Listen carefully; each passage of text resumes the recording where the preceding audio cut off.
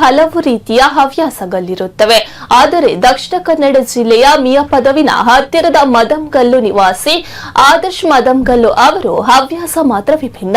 ಕಾಲೇಜಿನ ರಜೆಯ ಸಮಯವನ್ನು ವ್ಯರ್ಥ ಮಾಡದೆ ದೇಶ ಸುತ್ತುವ ಕನಸನ್ನು ನನಸು ಮಾಡುವ ಅವರು ಬೈಕ್ನಲ್ಲಿ ಏಕಾಗಿ ಪ್ರವಾಸ ಆರಂಭಿಸಿದ್ದಾರೆ. ಜೂನ್ 21ರಂದು ಬೆಳಗ್ಗೆ ಮನೆಯಿಂದ ಹೊರಟ ಆದರ್ಶ್ ದೇಶದ 7 ಪವಿತ್ರ ಜ್ಯೋತಿರ್ಲಿಂಗಗಳ ದರ್ಶನ ಪಡೆದಿದ್ದಾರೆ. ಬಳಿಕ ವಿಶ್ವದ ಅತಿ ಎತ್ತರದ ವಾಹನ ಸಂಚಾರ ಮಾರ್ಗಗಳಲ್ಲಿ ಒಂದಾದ ಕಾರ್ದುಂಗ್ಲಾ ತಲುಪಿ ಅಲ್ಲಿಂದ ಲಡಾಖ್, ಕಾರ್ಗಿಲ್, ಶ್ರೀನಗರ ಸೇರಿದಂತೆ ಬೇರೆ ಬೇರೆ ರಾಜ್ಯಗಳ ಮೂಲಕ ಬೈಕ್ನಲ್ಲಿ ಹಿಂತಿರುಗಿ ಜುಲೈ 19ರ ಅಂದಾಜಿಗೆ ಬರಲಿದ್ದಾರೆ.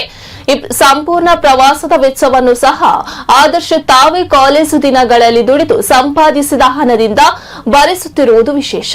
ಮನೆಯಿಂದ ಹೊರಟ ಅವರು ಮತ್ತೆ ಮನೆ ತಲುಪುವಾಗ ಆಗುವ ಕಿಲೋಮೀಟರ್ 18,000ಕ್ಕಿಂತಲೂ ಅಧಿಕ. ಸಾಹಸ, ಆತ್ಮವಿಶ್ವಾಸ ಹಾಗೂ ಶಿಸ್ತು ಒಂದಾಗಿ ಸೇರಿದರೆ ಕನಸುಗಳನ್ನು ನನಸು ಮಾಡಬಹುದು ಎಂಬುದನ್ನು ಆದರ್ಶ ತಮ್ಮ ಸಾಧನೆಯ ಮೂಲಕ ತೋರಿಸಿಕೊಟ್ಟಿದ್ದಾರೆ. ಯುವ ಪೀಳಿಗೆಗೆ ಸ್ಫೂರ್ತಿಯಾಗಿರುವ ಈ ಸಾಹಸ ಯಾತ್ರೆ ಇದೀಗ ಎಲ್ಲರ ಗಮನ ಸೆಳೆಯುತ್ತಿದೆ.